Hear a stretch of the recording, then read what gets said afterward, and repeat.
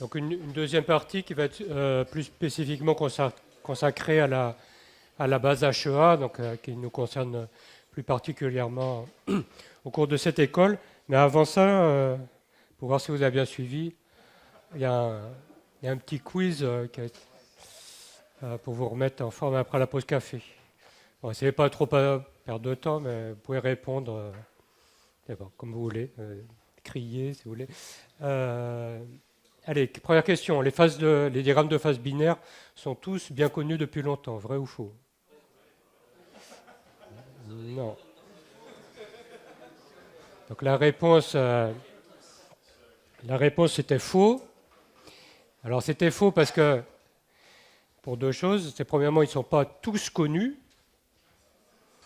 Parce que là, en gros, les points verts, c'est les diagrammes de phase connus. Donc vous voyez qu'il y a quand même pas mal de points blancs qui sont des diagrammes de phase complètement inconnus. Donc ça, c'est la base de données du polling file. Donc il y a beaucoup de systèmes qui sont binaires, qui sont inconnus. Alors, on prend un au hasard. Allez. Non, celui-là peut-être pas. Allez, plomb césium. Voilà, plomb césium, c'est inconnu, il n'y a pas de diagramme. Alors ça, c'est la première chose. Donc ils ne sont pas tous connus. Et même ceux qui sont connus, ils ne sont pas forcément bien connus. Alors ça, c'est un plus gros problème. C'est-à-dire qu'il y a pas mal de systèmes qu'on croit connaître, très bien, avec Chrome Titan par exemple. Et puis on s'aperçoit que si vous avez un doctorant qui fait des manifs dans ce système, eh ben, en fait, ça arrive très souvent qu'on trouve des choses très différentes, plus ou moins différentes, mais des fois très différentes de ce qui est reporté dans la littérature. Donc c'est mon étudiant, Chrome Titan, il a fait des manifs dedans, et puis il a trouvé alors en gros, c'est pas mal, mais vous voyez que les invariants ici, impliquant les phases de lave, C14, C15, C36, ils ne sont pas du tout positionnés là où il faut. Et en fait, il a trouvé un truc beaucoup plus raisonnable, c'est-à-dire qu'en gros, les invariants, ils sont les mêmes de part et d'autre du domaine d'homogénéité entre les trois phases. Voilà. Je ne vous explique pas pourquoi. Voilà. Allez, chrome-manganèse, ça c'est moi. Ça, c'est le chrome-manganèse de la littérature. Bon, il y a des trucs bizarres. Il y a la phase sigma, que tout le monde connaît. Hein. La phase sigma ici, et puis il y avait une autre phase sigma qui était là. Alors là, personne n'a jamais trop compris comment c'était possible. C'était une transition de premier ordre entre deux fois la même phase. Un code de transition hors désordre et tout, mais c'est pas clair du tout. Okay. Donc j'ai réétudié ce système, mais en fait, voilà. Donc cette phase sigma, là, à haute température, elle n'existe pas. Il y a une solution solide complète entre le chrome BCC et le manganèse BCC ici. Donc c'est totalement faux. Et deuxième chose, il y avait une phase ici intermétallique, là, de structure plus ou moins connue, bien établie, etc. En fait, elle n'existe pas. En fait, ce que j'ai montré, c'est que c'était une phase ternaire, en fait, avec l'azote, stabilisé par l'azote, un nitrure ternaire, que les gens avaient vu dans le binaire, sans savoir qu'ils avaient l'azote. Donc le diagramme, alors, c'est pareil que là, hein. Le diagramme est beaucoup plus simple et beaucoup plus logique que ce que reporte la littérature. Et ça, vous voyez que c'est des systèmes pas complètement exotiques, hein. C'est des systèmes à la fois importants et avec des éléments communs. Alors aussi, ça l'explication, c'est que quand c'est des systèmes importants et avec des éléments communs, ils ont été étudiés il y a très longtemps. Hein. C'est pareil, années 50, 60, etc. Et les gens se sont trompés dans leur...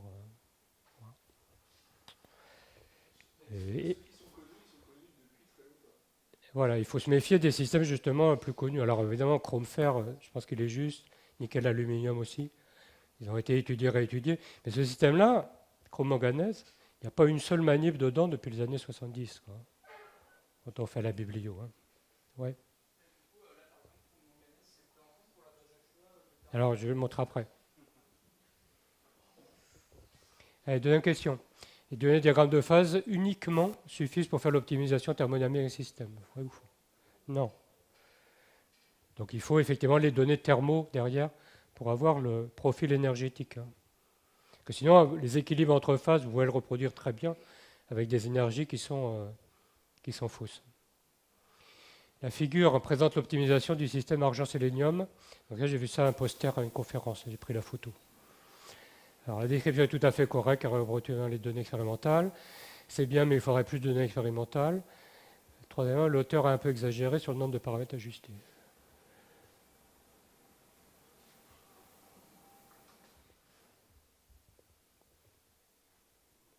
Donc l'auteur a un peu exagéré, parce que vous voyez cette lacune de miscibilité dans le liquide là. Alors, moi perso, j'ai jamais vu un truc comme ça. Il n'y a aucun point. Hein. Il n'y a aucun point. Donc voilà, il a mis les paramètres pour le liquide et puis que l'on donnait un truc comme ça, qui reproduisent plus ou moins, parce qu'il y a une autre lacune de miscibilité ici. Mais ce truc-là, ce nez là, complètement décalé, là, ça ne va pas du tout. Dans un HEA, l'entropie stabilise la phase FCC, la phase BCC ou la phase liquide.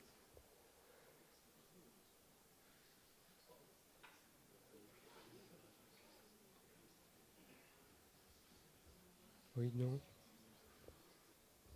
Ben, les trois, parce que les trois est de la même manière. Hein. L'entropie configurationnelle pour chacune des phases, elle est la même, la formule de tout à l'heure. Hein. Pour une même composition, les trois ont la même entropie. Hein. Donc n'allez pas dire que la stabilisation anthropique qui vous explique, je sais pas, la phase FCC dans l'alliage de Cantor, c'est bien, mais vous expliquerez aussi bien la stabilisation de la phase BCC. Hein. Il y a d'autres raisons hein, que l'entropie. Hein. Alors, dans un HEA, l'entropie stabilise les phases de solution, FCC, BCC liquide, par rapport aux composés intermétalliques.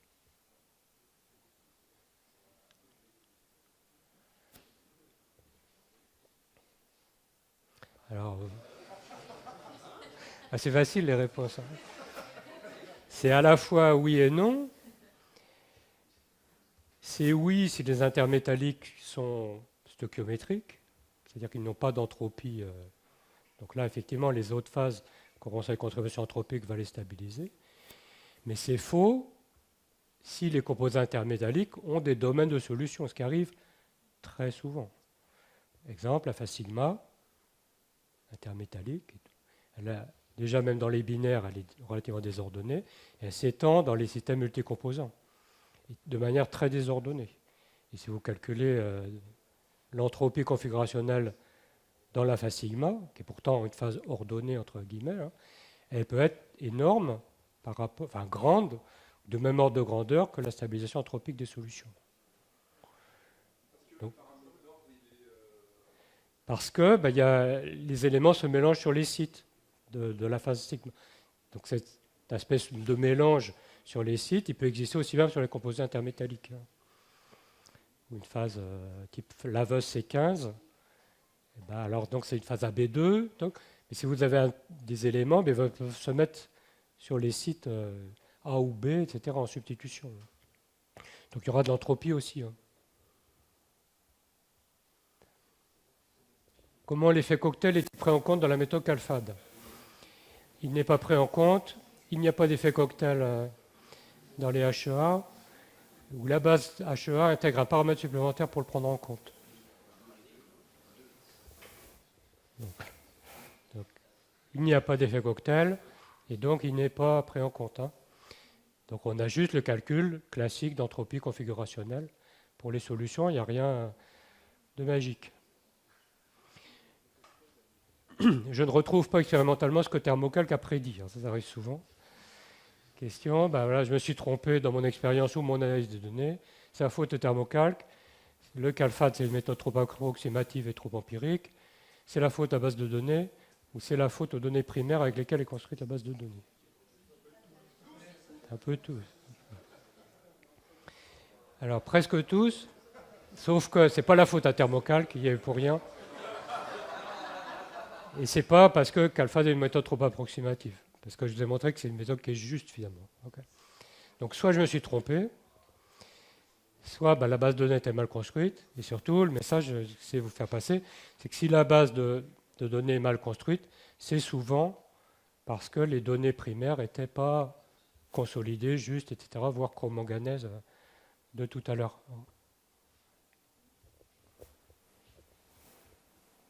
Qui inventait les alléges d'autotropie? Cantor, Yee ou Tolkien?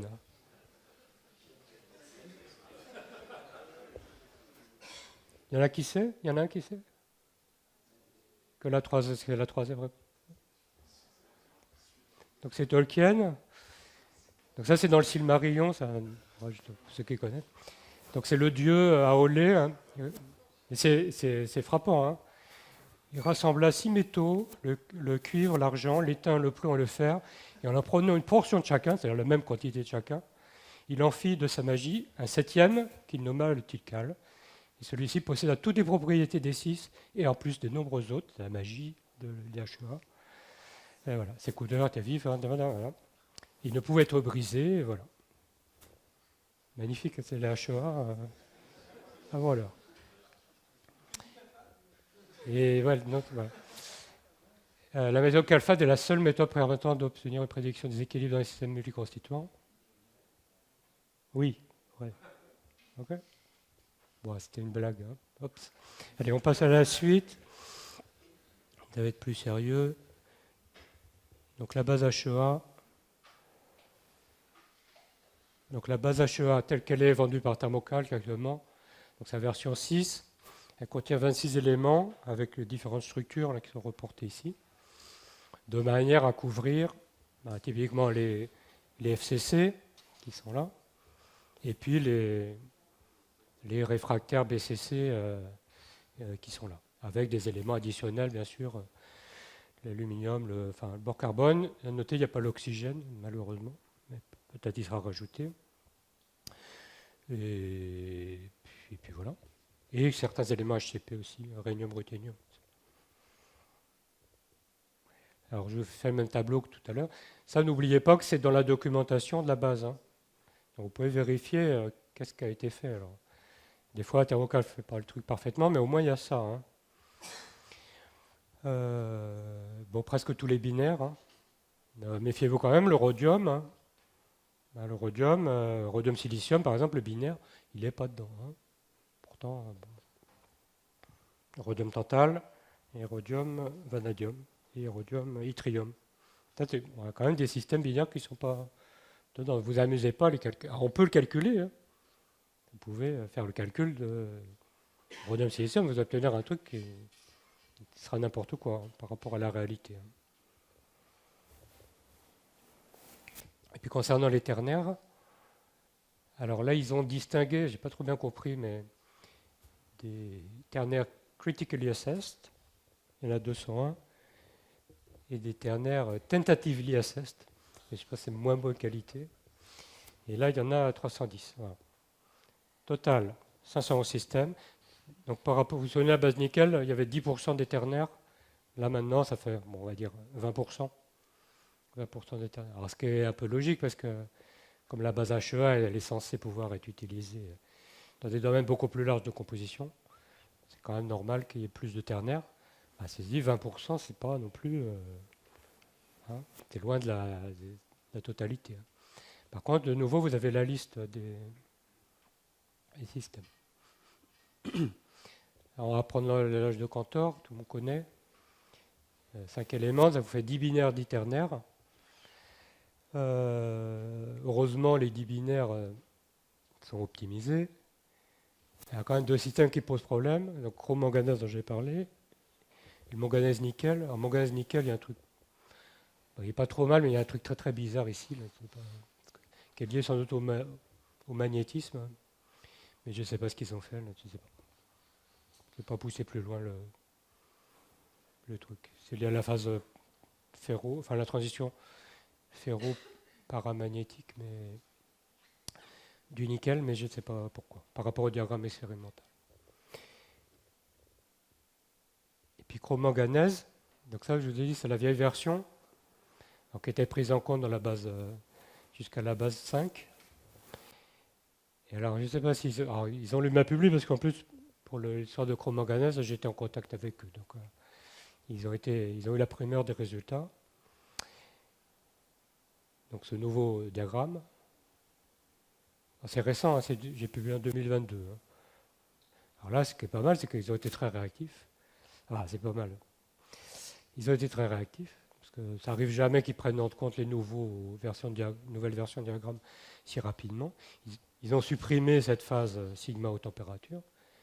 Par contre, ce qui est quand même bizarre, c'est qu'ils ont laissé cette phase-là, dont j'ai montré que c'était un nitrure, donc elle n'a rien à faire dans le binaire. Donc, un peu incompréhensible, ils ont pris en compte quelque chose, mais pas de manière un peu incomplète.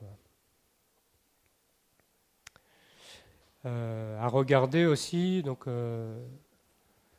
vous avez la description de toutes les phases dans leur documentation. Et ça, c'est pas mal parce que ça vous permet de voir le modèle adopté pour chacune des phases. Et puis, ça vous donne aussi les solubilités qui sont prises en compte. C'est-à-dire que les phases, elles sont intermétalliques, notamment, elles sont décrites avec un modèle, je n'ai pas parlé, mais qui s'appelle le modèle en sous-réseau, c'est-à-dire que la phase est décomposée plus ou moins dans les sites cristallographiques. Et il y a les éléments qui peuvent être sur chacun des sites. Et ça, bien sûr, ça vous détermine le domaine de composition qu'on peut atteindre. Cette phase-là, par exemple, elle n'a aucune solubilité. Là. C'est TI3 et 6C2. Voilà. Et ce sera toujours une phase stöchiométrique comme ça. Alors que des phases comme la phase sigma, par exemple, la phase sigma qui est là, elle est écrite avec 4 sous-réseaux et en gros, ils ont mis tous les éléments sur tous les sous-réseaux. Donc là, la phase sigma, elle est décrite, elle peut apparaître à n'importe quelle composition. Mais par contre, tu as des phases qui sont limitées. Alors celle-là, elle est décrite comme ça. Donc vous pouvez calculer, au maximum, il peut y avoir... si je compte le zinc, par exemple, au maximum, je peux en avoir 4 et 1. Je ne pourrais pas aller jusqu'au zinc pur. Alors, bien sûr, c'est déterminé en fonction de manière à reproduire le domaine de l'existence réelle de la phase, mais c'est la limitation du modèle. Donc ça, si vous vous étonnez qu'une phase que vous avez calculée n'apparaisse pas ou ne s'étende pas suffisamment, vous pouvez vérifier par rapport au modèle si le modèle le permet théoriquement son extension. Parce que c'est très possible que cette phase-là, qu'en fait le zirconium, par exemple, puisse se substituer au titane dans des manips. Mais ça n'a pas été pris en compte. Donc vous ne le verrez pas apparaître à une autre composition que cette composition stöchiométrique. Donc il ne faut pas hésiter à regarder ça. Alors une petite digression sur les calculs massifs. Donc faire des calculs massifs, c'est un besoin qui est assez évident pour les HEA parce que, évidemment, vu la complexité des systèmes, on a vite des millions, des milliers ou des millions de compositions à calculer de manière à décrire l'espace complet de composition. Donc si vous prenez un système quinaire avec un pas de 5% pour chacun d'élément, qui est un gros pas, ça vous fait quand même 10 000 ou 11 000 compositions à calculer dans le système. Et puis si le pas vous le réduisez, 1%, là c'est 4 millions, de compositions, de manière à décrire tout le système. Quand on arrive aux multiconstituants comme ça, alors il y a un peu deux approches, c'est ce qu'a montré un peu Jean-Philippe hier. Vous faites des sections, des types isoplètes, température, composition, mais avec une seule variable de composition que vous pouvez varier.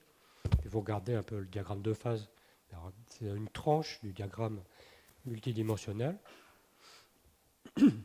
Ou sinon, plutôt que de faire ce qu'on appelle le mapping, là, selon la terminologie thermocalque, on fait plutôt souvent du calcul d'équilibre, du compute équilibre, calcul d'équilibre, pour une composition donnée. Vous ne faites plus une variation continue d'un paramètre, mais vous faites du calcul ponctuel. Vous fixez une composition, une température, et vous regardez qu'est-ce que vous avez à cette composition. Et ça, vous pouvez le piloter avec pas mal de techniques différentes.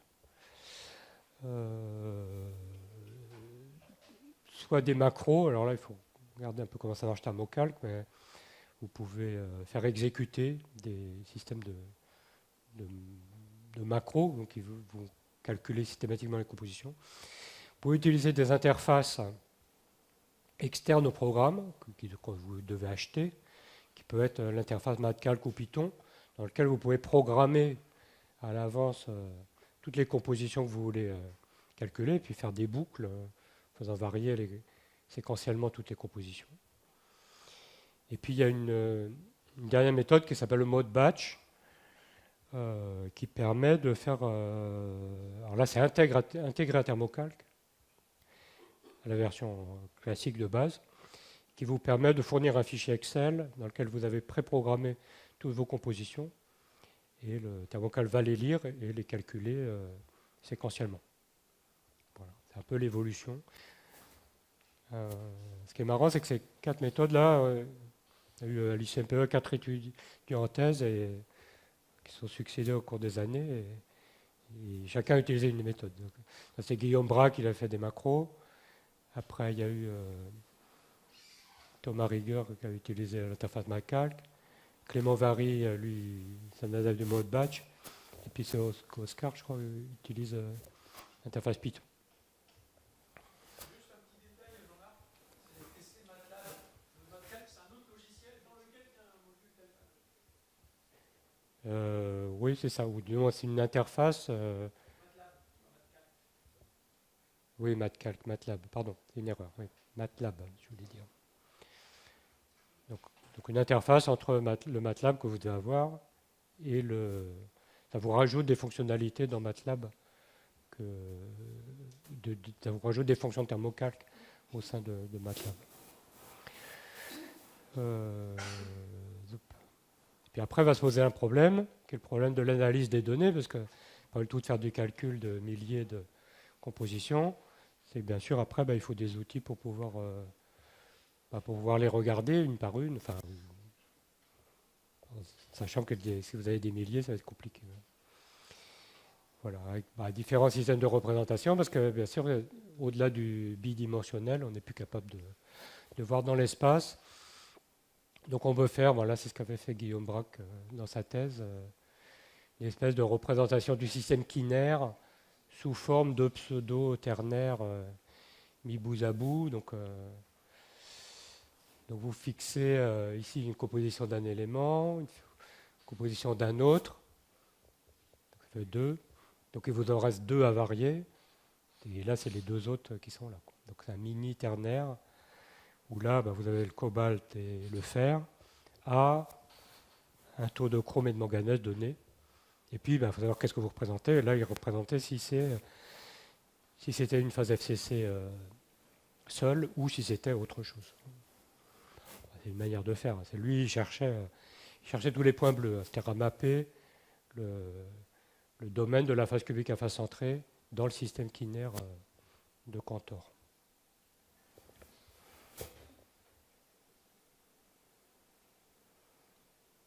Il y a un petit point qui a été abordé par Jean-Philippe hier. Moi, personnellement, ça m'avait... si je l'ai mis, c'est parce que je m'étais posé la question la première fois que j'ai entendu parler de ça, que partant d'une base type un peu Cantor, enfin là il n'y a que 4 éléments, quand vous rajoutez l'aluminium, qui pourtant est un élément FCC, enfin, la structure de l'aluminium est FCC, en fait, vous stabilisez la phase cubique centrée. Donc ça m'a toujours interloqué. En fait, vous stabilisez la phase cubique centrée, donc ça c'est l'isoplète, entre le quaternaire ici et l'aluminium pur ici. Température en ordonnée. Donc au départ, vous êtes FCC, et puis vous allez avoir la phase cubique centrée, et puis la phase ordonnée B2 aussi. Donc pour ça, c'est ça qui est bien, c'est qu'on peut aller voir la thermo. On peut regarder déjà les diagrammes de phase binaires. Et puis déjà, un premier élément d'indication que la phase B2, en fait, elle apparaît dans 4 même dans les 4 binaires entre les éléments cobalt, chrome, fer, nickel et l'aluminium. À chaque fois, il y a la phase B2 qui apparaît. Donc du coup, pas forcément s'étonner que la phase B2 va être stabilisée. Et puis, vous pouvez regarder la thermo, parce que bien sûr, vous pouvez, évidemment, un thermocalque, non seulement calculer ce diagramme de phase, mais aussi calculer les propriétés thermo. Donc ça, c'est à une température donnée que j'ai peut-être oublié d'indiquer, mais je crois que c'est par ici, peut-être 1500 K, je sais pas. L'énergie de Gibbs des trois phases, FCC, BCC désordonné et la phase BCC ordonnée B2, tracée en fonction de la composition, donc en partant du quaternaire jusque-là. Donc dans le quaternaire, c'est la phase FCC qui est stable. Encore une fois, elle est stable, mais elle n'est pas très loin de, hein, elle n'est pas très loin de la phase BCC. Hein. Et puis quand vous mettez de l'aluminium, en fait, ce qu'on voit bien, c'est qu'on stabilise la phase BCC et on stabilise encore plus la phase ordonnée B2. Donc, d'où l'apparition de ces phases-là. Évidemment, pour l'aluminium pur, on retrouve la phase FCC de l'aluminium. Donc voilà, un petit exemple pour essayer de comprendre d'un point de vue thermo la stabilité relative, des différentes phases. Ça, c'est bien pris en compte bien sûr par le modèle. Métastabilité.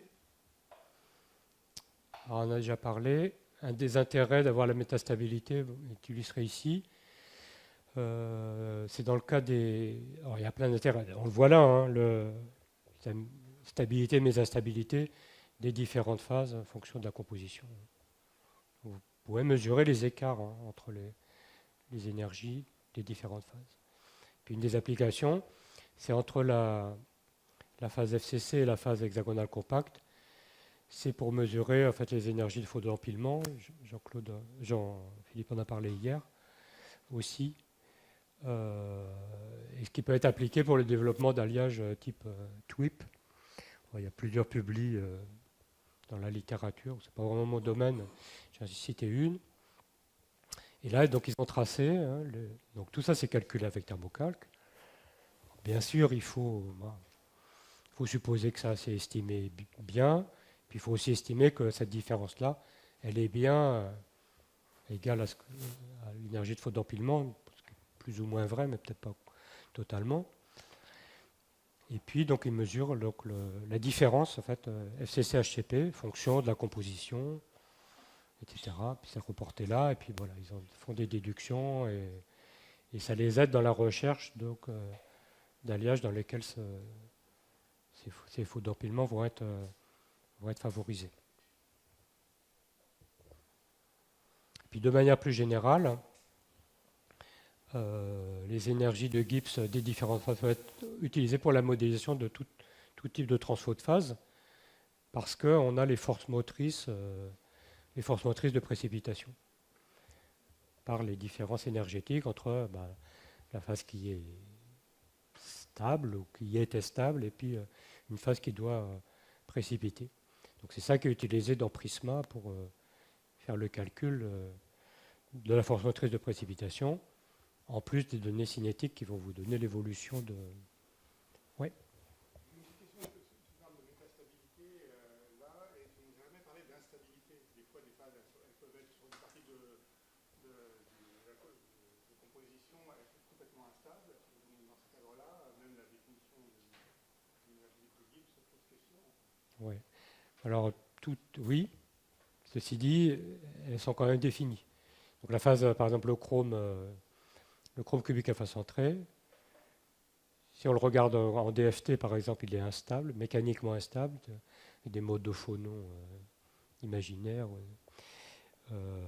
Par contre, dans CalFAD, il est décrit comme métastable. Il n'est pas décrit comme instable. Là où on aura des instabilités dans CalFAD, c'est si on a une lacune de miscibilité, par exemple. Alors les énergies Gibbs, elles sont définies, mais si vous faites le calcul, il va décomposer le système. Ça, c'est une forme d'instabilité, mais qui est un peu différente de...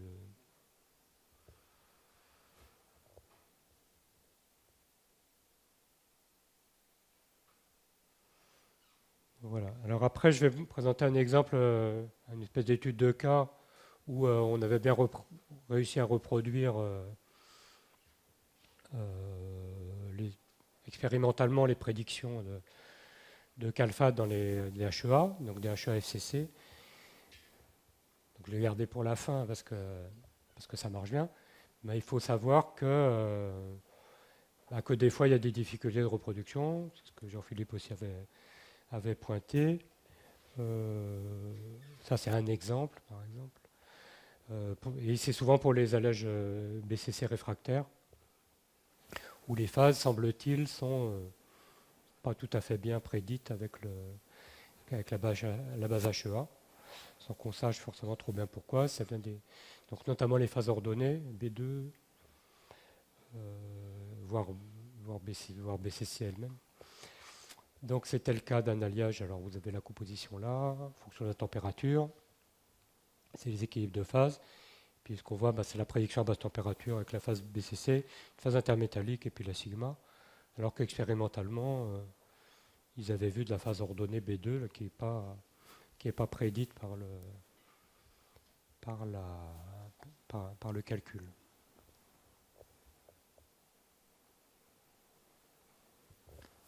Voilà. Les phases oméga, pareil, est un peu difficile à prédire. Donc il y a encore des marges d'amélioration pour les bases. Et puis voilà, je voulais vous parler de vous donner un peu une étude de cas dans un système FCC. Donc c'est basé sur la travaux de thèse de Thomas Rigueur, donc dont l'origine est la thèse de Guillaume Braque, donc avait étudié donc c'est l'allage de Cantor, et puis autour de l'allage de Cantor en faisant varier tous les éléments. Donc l'allage de Cantor est là, tout le domaine de la phase FCC dans une section entre le quaternaire, confère manganèse nickel, et puis le cobalt pur ici. Donc un des enjeux de la thèse de Thomas, c'était de faire des allages HEA avec précipitation, de phase L1-2. Donc on a fait utiliser les techniques de calcul massif pour faire du design d'alliage. Et puis de faire la comparaison entre ce qu'on avait obtenu expérimentalement et puis les calculs. Voilà, à l'équilibre. Donc à la fois l'équilibre, mais aussi d'étudier la précipitation, puisqu'on cherchait à faire la précipitation contrôlée de phase L1. Donc le travail a été publié à travers les deux articles qui sont là.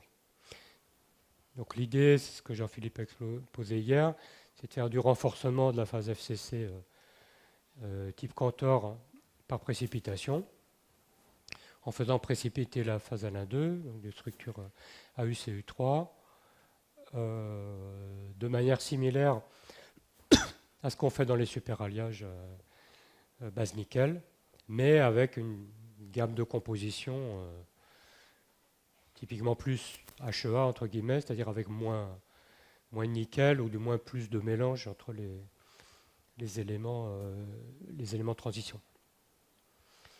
Donc l'idée de base, c'était de définir tout l'espace de composition dans ce système à 6 éléments.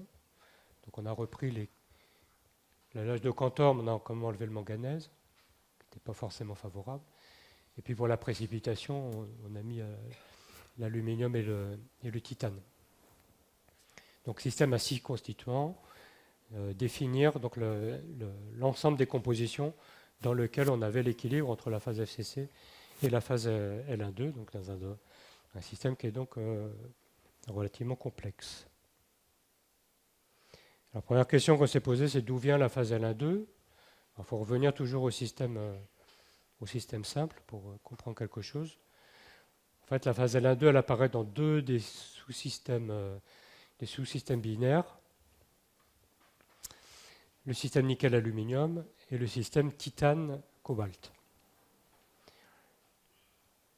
Donc ici, on a une solution solide basée sur le nickel, et puis la phase Ni3L, qui apparaît ici en rouge.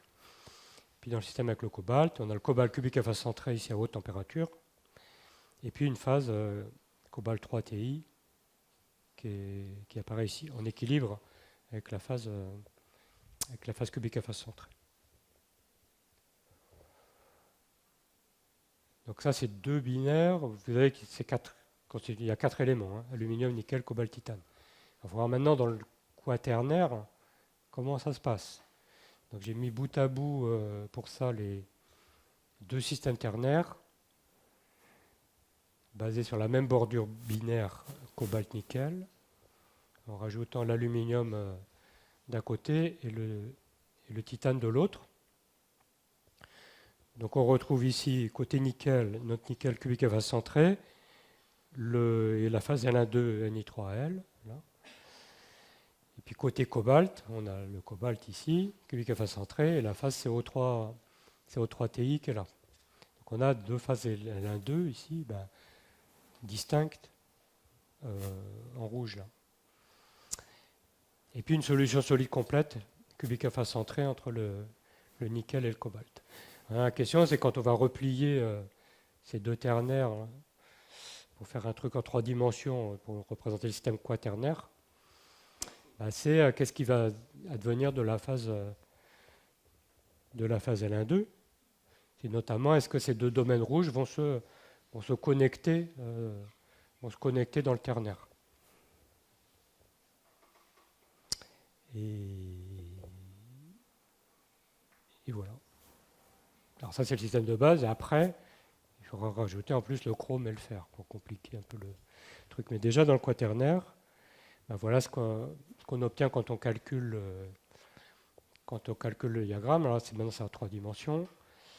Faites attention que les couleurs ont changé par rapport à tout à l'heure. C'est inversé. Maintenant, la FCC, elle est en rouge et puis la L1,2, elle est en bleu. Donc on retrouve notre bordure binaire cobalt-nickel. Ça, c'est tout le domaine FCC, il n'y a pas de souci. Et puis vous voyez que la phase L1,2, elle traverse, puisqu'elle part ici d'une bordure binaire nickel-aluminium, et elle va rejoindre le cobalt-3 titane sans discontinuité. Donc on a un domaine continu de la phase L1,2 à travers le quaternaire. À travers cette flèche-là, c'est continu. Ça va comme ça. Donc ça, c'était bien pour nous, parce que comme les deux domaines sont continus, FCC rouge et L1,2 bleu, j'ai aussi un domaine continu de mélange de phases FCC plus L1,2, qui est le truc qu'on cherchait à déterminer, dans lequel on voulait synthétiser les alliages. Voilà. Donc c'est là qu'interviennent les calculs massifs maintenant, une fois qu'on a bien défini notre système. Avec des dizaines de milliers de compositions calculées. Il faut aussi fixer la température, parce que c'est pas tout. Seulement on est multidimensionnel en composition, mais en plus il y a une variable de température. Donc on a fait les calculs à 2 températures différentes. Avec la base HEA1, mais on l'a refait après avec une base plus récente, je crois. Et puis, il faut s'imposer des variations de composition et des pas de calcul. Qu'on n'a pas scanné tout le domaine scénaire, mais on avait imposé, notamment l'aluminium et le titane, on s'était limité en composition. Voilà, une somme inférieure à 20%. En revanche, les 4 autres éléments, on les a scannés complètement. Donc on fait le calcul systématique.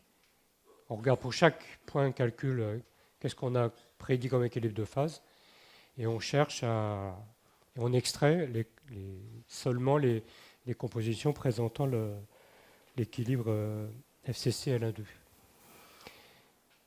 Donc tout ça c'était fait avec MATLAB, non pas MATCalc.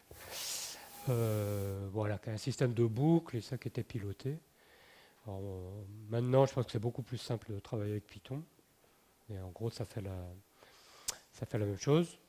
Ou avec le mode batch, là, avec le système en construisant un fichier Excel. Avec une boucle, etc., on incrémente les compositions, on calcule. Le cœur du calcul, il est là. Calcul d'équilibre. Et puis, on regarde la solution. Et puis, si ça colle avec notre condition d'avoir les deux phases, on le met d'un côté, sinon d'un autre côté, etc.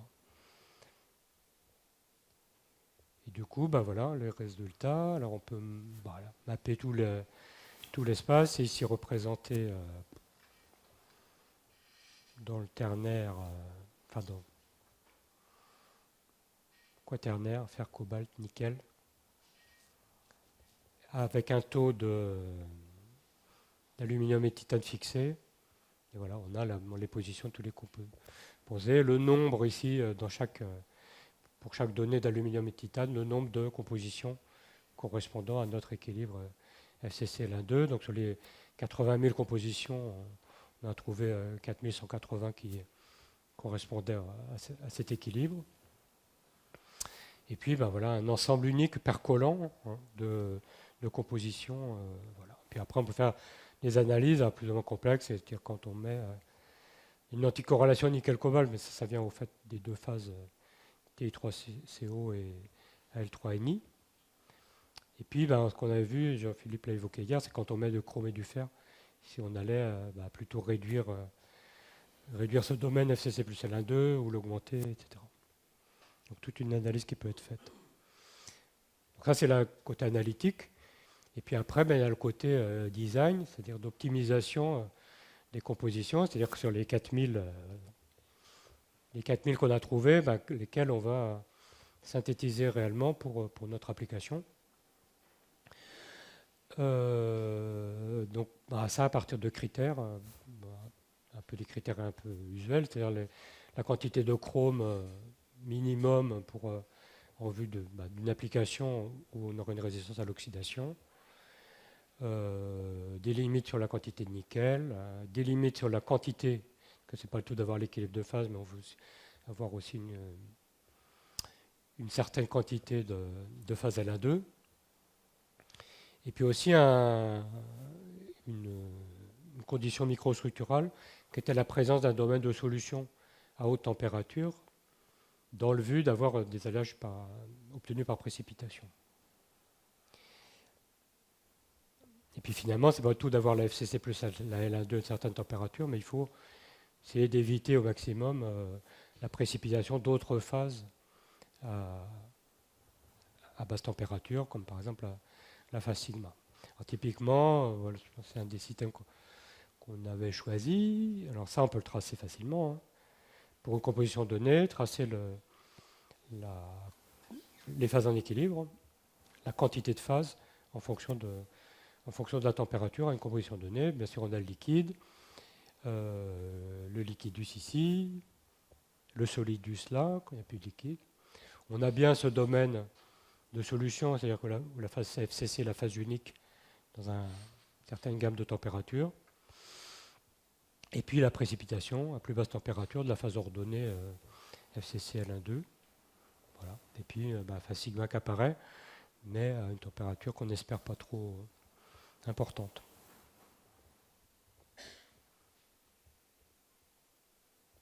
Sur un diagramme isoplate, ça donne à peu près ça.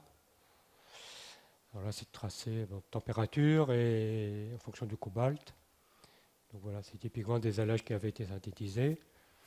Donc il y avait qui pouvait être traité thermiquement dans le domaine FCC pur, et puis après utilisé pour faire précipiter à une température intermédiaire ici pour faire de la précipitation, croissance de précipité de type L1,2 dans la matrice. Alors en fait, voilà les alliages qui ont réellement été synthétisés. Et puis on va voir que ça colle assez bien avec les prédictions. C'est-à-dire qu'on obtient bien de la précipitation. On obtient bien des précipités qui sont ici présentés en noir, qui sont cohérents avec la matrice, donc qui sont une bonne indication comme qu'on avait bien de la solution solide FCC à très haute température, à la température de mise en solution, et qu'on a bien la précipitation dans la fenêtre en dessous, avec des précipités qui sont relativement petits, et puis soit cuboïdes, soit sphéroïdaux, et cohérents avec la matrice. Puis après, il y a toute une batterie de tests qu'on peut faire, de vérification de ce que donne Thermocalc par rapport à ce qu'on sait mesurer. Donc, par exemple, sur les fractions de phase, donc ici, pour les différents alliages synthétisés, la fraction de phase évaluée par traitement d'image, je crois, au même, et puis les prédictions qui étaient faites, avec un accord qui est plus ou moins bon, le moins étant là, mais enfin le mieux étant par ici, quoi. Typiquement, en moyenne de quelques pourcents sur la quantité de phase évaluée, ce qui est plutôt satisfaisant. Bon, ça, c'est la microstructure au microscope à balayage qui montrait justement la cohérence non seulement la cohérence des précipités, mais aussi les tâches de surstructure liées à la phase L1-2, hein, c'est la structure ordonnée de la phase FCC. On a pu faire au MEB des traçages en composition, la répartition des éléments. Et puis par contre, pour les mesures des compositions, vu la taille des précipités, il a fallu aller à la sonde atomique. Et puis on avait pu comparer donc les compositions mesurées avec les compositions calculées. Et puis on voit que l'accord il est extrêmement bon. Aussi bien pour la phase FCC ici à gauche, dans une traversée de précipité, que pour la phase L1-2 ici. Vous avez l'accord entre les pointillés qui représentent les compositions de chaque élément calculé et les mesures sont. D'ailleurs là, on voit que c'est de l'ordre du pourcent, l'accord pour chacune des phases et pour chacun des éléments, qui est reporté ici sur une droite entre composition calculée et composition mesurée. Donc un accord qui est vraiment exceptionnellement bon, il faut quand même le souligner, parce que ce n'est pas forcément toujours comme ça, mais entre les compositions prédites et les compositions mesurées. Bon, les rayons X indiquent aussi la précipitation, hein. Il y a les pics de surstructure liés à la présence de phase L1-2, et nous permettent de déterminer aussi les paramètres de maille de chacune des phases, qu'on peut obtenir aussi par le calcul. Alors, c'est pas comparé ici, hein, mais dans la base HEA, les volumes sont inclus. Donc on a, normalement, le misfit, vous pouvez le prédire, hein, le calculer avec la base HEA. Et puis il avait fait aussi de l'analyse thermique par DSC pour repérer les trucs. Et là aussi, ça colle quand même plutôt pas mal sur les températures de transformation entre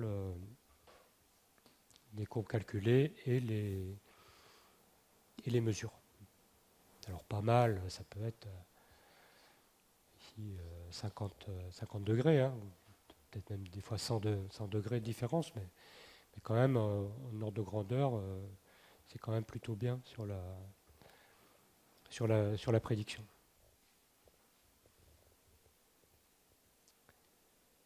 Et puis l'autre chose, donc là je sors de thermocalque, puis on va s'intéresser à la précipitation. Donc ça c'est les calculs qu'on peut faire avec le module Prisma, donc un module ajouté complémentaire de thermocalque. Donc il utilise non seulement la base de données thermodynamique. Alors ici c'était fait avec la base nickel, mais enfin bon, c'est un peu pareil. Donc une base thermodynamique et une base de mobilité, dans laquelle sont les mobilités ou coefficients de diffusion, etc. Donc c'est là, conjointement, avec les paramètres thermaux et les bases de mobilité, on peut faire la prédiction de la précipitation.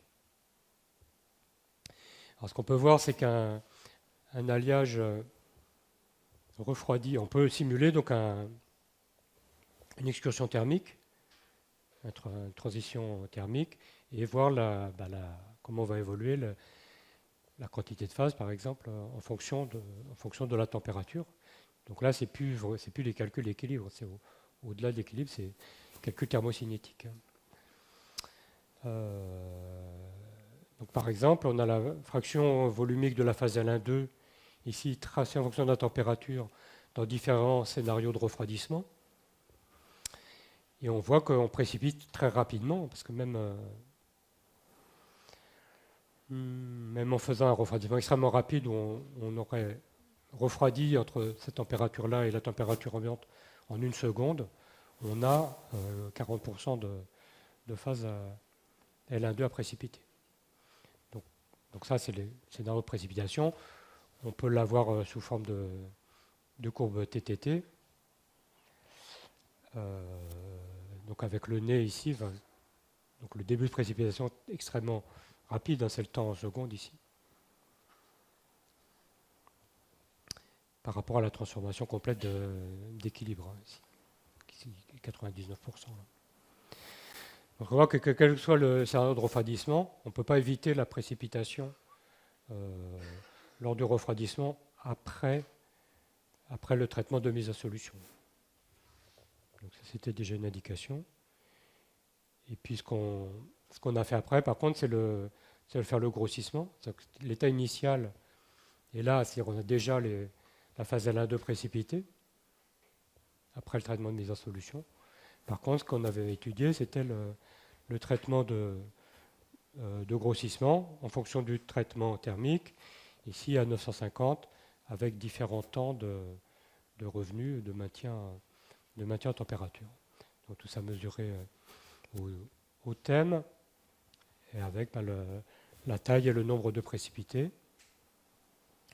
Ce qui est représenté ici, donc pour les différents alliages qu'on avait étudiés.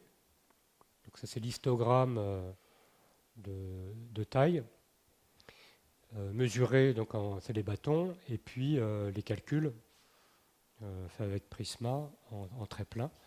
Et alors là aussi, il y a une très bonne reproduction du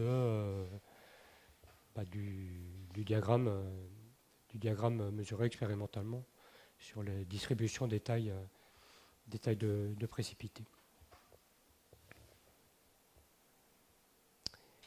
Et puis, donc ça c'est la distribution des tailles. Maintenant sur la taille moyenne en fonction du temps de vieillissement, là aussi on a un bon accord. Il faut regarder un peu dans les détails pour les différents alliages.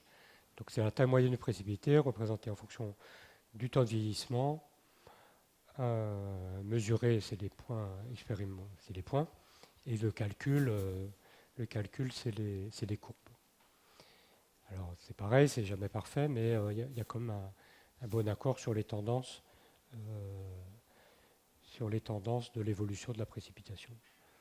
Donc évidemment pas de sluggish diffusion, puisque évidemment c'est pas pris en compte. Les calculs ils sont faits à partir des bases de mobilité optimisées sur les systèmes binaires, essentiellement je pense. Les systèmes de couple de diffusion binaire. Et ça reproduisait quand même relativement bien l'évolution de la précipitation.